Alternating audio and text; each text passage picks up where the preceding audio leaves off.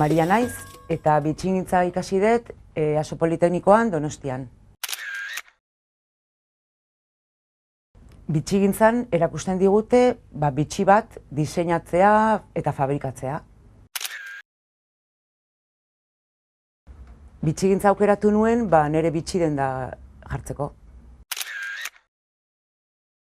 Nire praktikak Italian egin dituen beka Leonardori esker.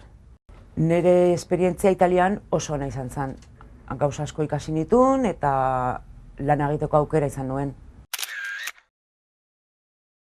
Nire lanpostua nire dendan da, ur denda, Grosen dago, eta hemen bertan nik egiten ditut nire bitxiak eta saltzen ditut. EASO institutorekin oso erlaziona daukat.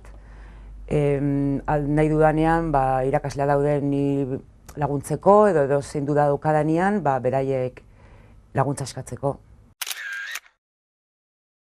Lanbide heziketan niretzat oso ona izan da.